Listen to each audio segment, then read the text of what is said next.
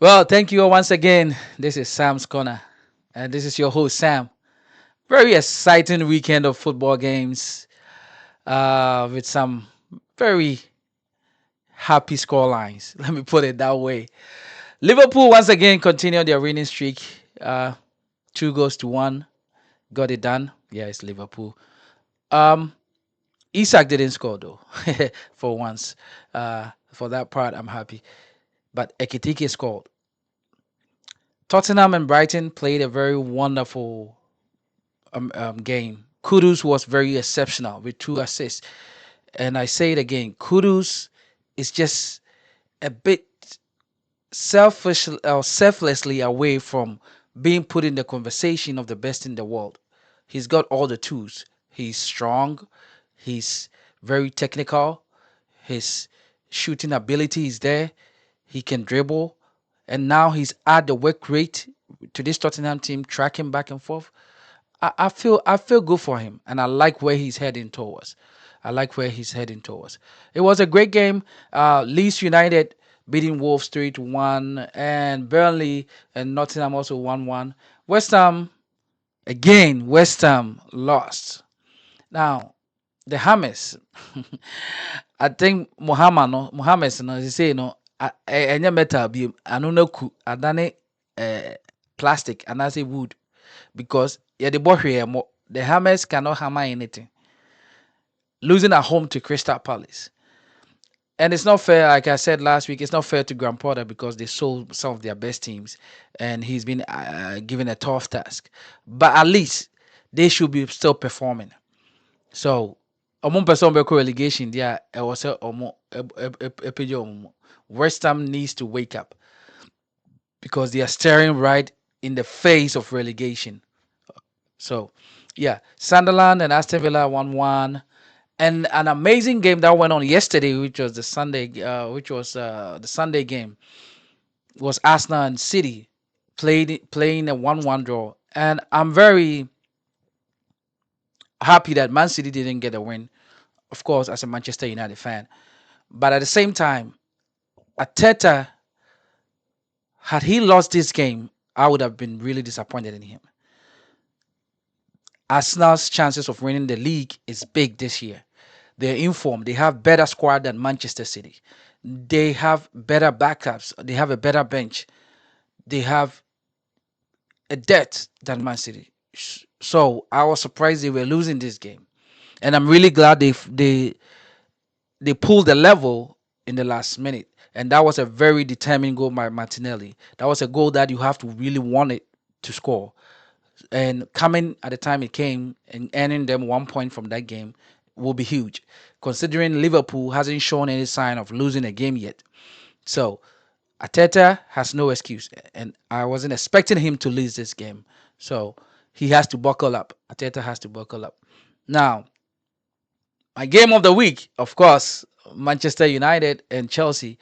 Now, coming into this game, we all know how the record for United has been so in the past couple of years, having won back-to-back games at Old Trafford in a while, and even our winning record under this coach doesn't speak well. So coming to this game after losing to Manchester City and Chelsea coming in as the club World Cup champions, and I say that because it was more almostly a preseason tournament, not actually the FIFA tournament. But yeah, they claiming they're the so-called best team in the world, and coming off a loss against Bayern Munich in the Champions League, I, I wouldn't expect us to get a win.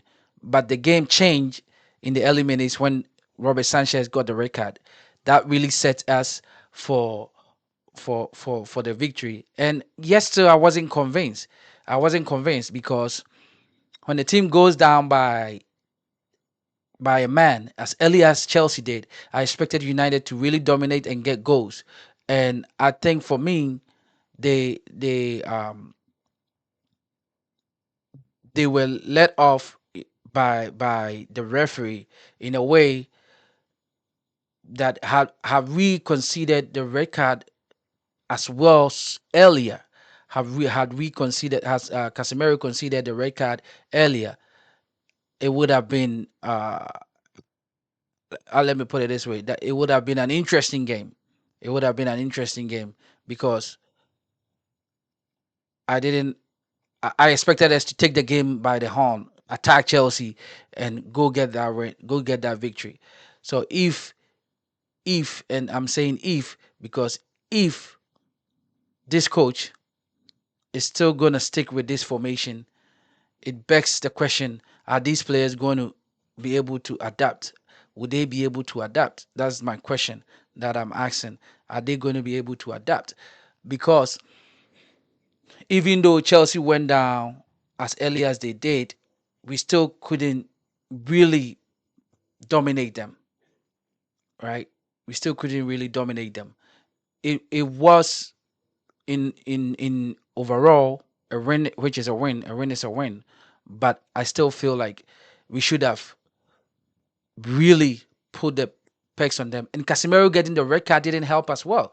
As experienced as he is, he should have been the one telling the team to keep their head down in the game, to be sensible in that in going for tackles. And plus, he had coverage behind him. He had no business making that tackle.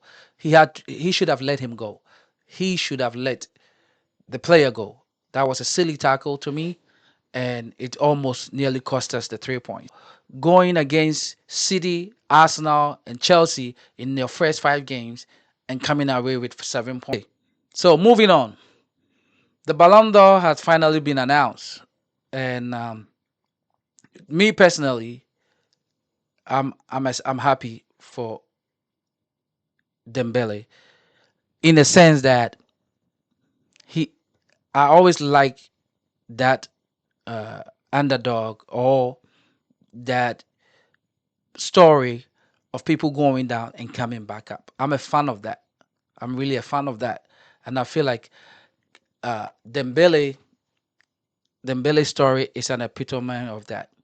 He has really dealt with struggles. He's really dealt with some hard situations, and for me, him winning the Ballon d'Or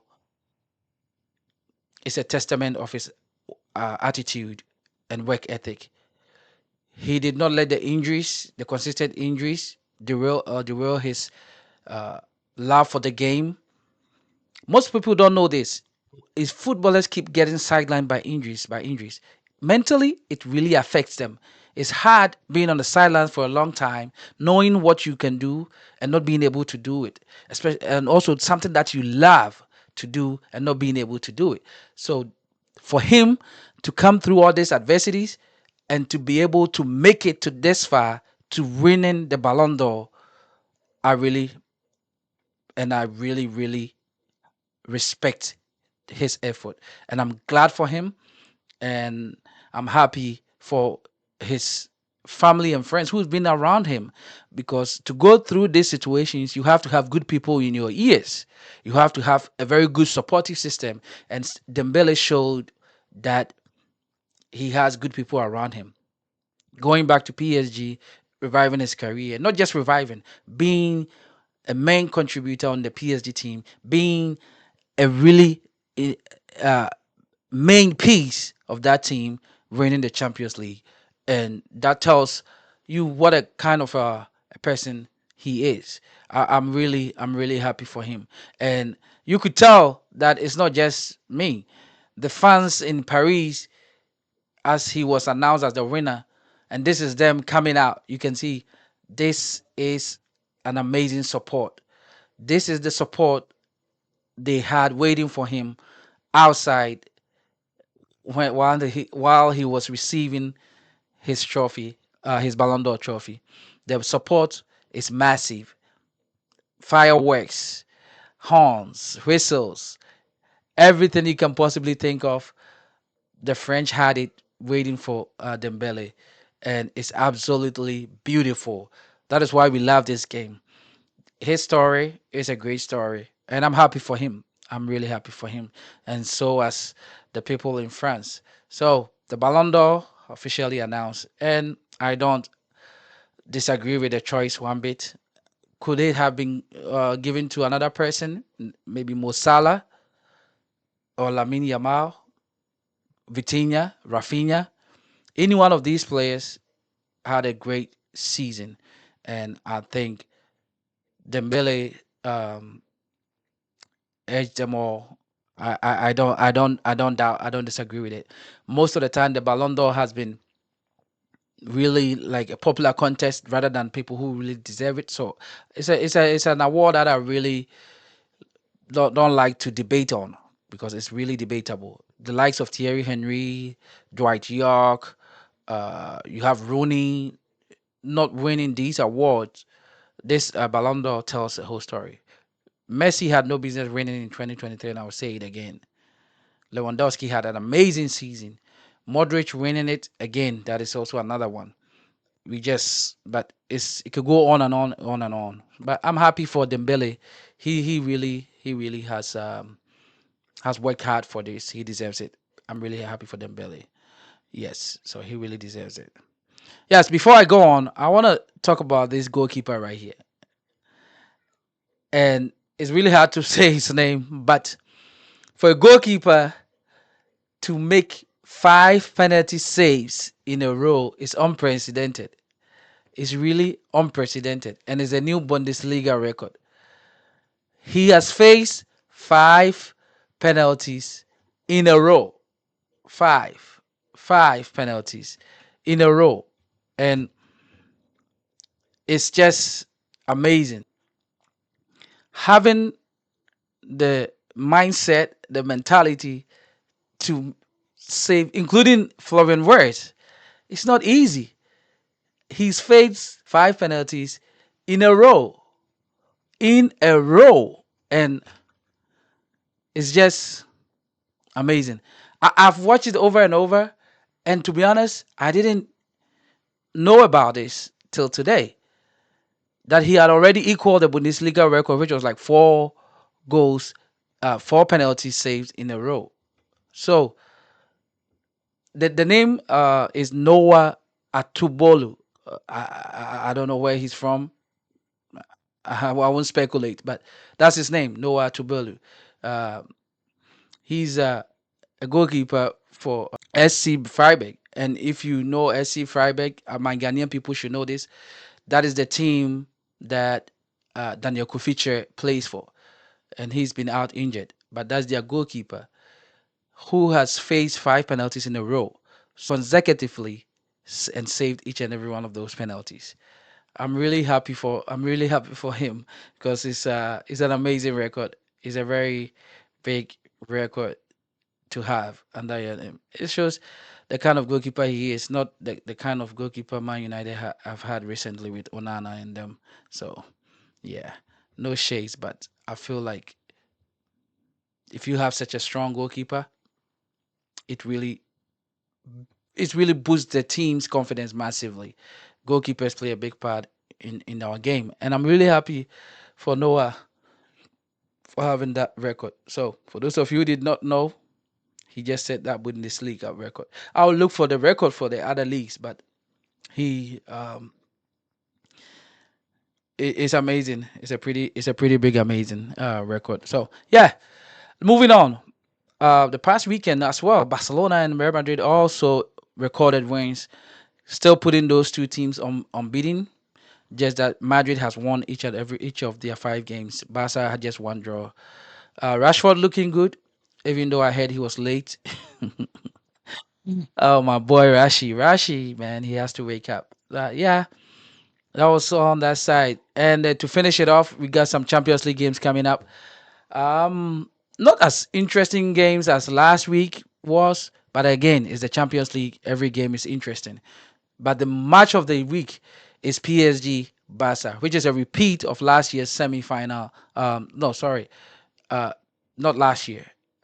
Uh, a couple of years back, quarterfinal game. Barca PSG. That is the game of the week for me, and I feel like with Dembele winning the Ballon d'Or, playing against his former team Barcelona, if he plays, oh, that's gonna be a very interesting game. That's gonna be a very interesting game. Lamine Yamal will have a point to prove, and same as Rafinha will have a point to prove that they should also have won the Ballon d'Or. It set this game up perfectly. It set this game up perfectly. You could even think it was it was rearranged to be like that. But yeah, I can't wait Wednesday for that PSG Barca game. And so that's all for now. See you all later.